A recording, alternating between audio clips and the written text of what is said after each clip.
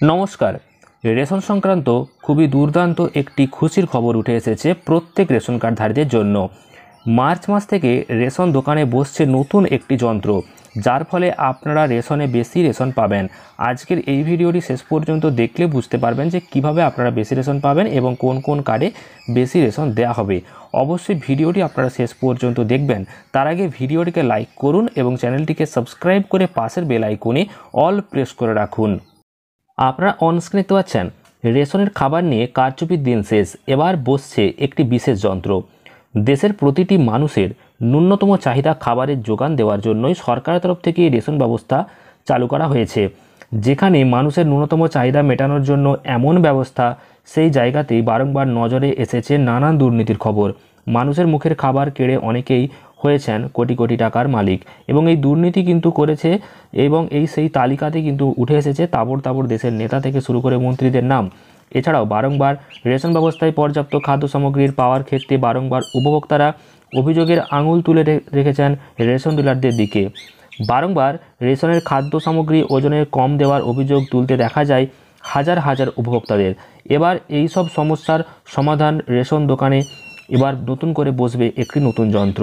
যে বিশেষ যন্ত্র রেশনের খাবার নিয়ে কারচুপির দিন শেষ করে দেবে বলেই কিন্তু মনে করা হচ্ছে।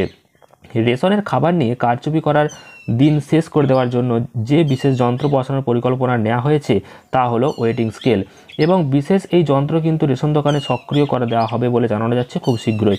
সূত্র মারফত জানা গেছে রাজ্যের 20,000 রেশন দোকানের মধ্যে 18,000 রেশন দোকানে কিন্তু ইতিমধ্যে এই যন্ত্র বসে গিয়েছে। খুব শীঘ্রই বাকি রেশন দোকানেও কিন্তু বসে যাবে।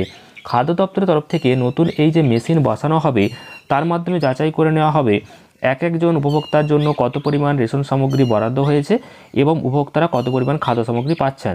অর্থাৎ এই মেশিনই বলে দেবে কোনো উপভোক্তা তার প্রাপ্য রেশন থেকে কম রেশন পাচ্ছেন কিনা।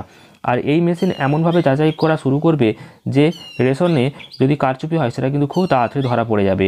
এবং খাদ্য দপ্তরের তরফ থেকে রেশন দোকানগুলিতে এমন বিশেষ মেশিন বা যন্ত্র বসানোর পরিকল্পনা গ্রহণ করায় রেশন গ্রাহকরা কিন্তু খুশি হয়েছে। কেননা মনে করা হচ্ছে নতুন এই যন্ত্রের ফলে প্রাপ্য খাদ্য সামগ্রী কিন্তু এবার থেকে রেশন গ্রাহকরা পাবে, তারা কিন্তু বঞ্চিত হবে না।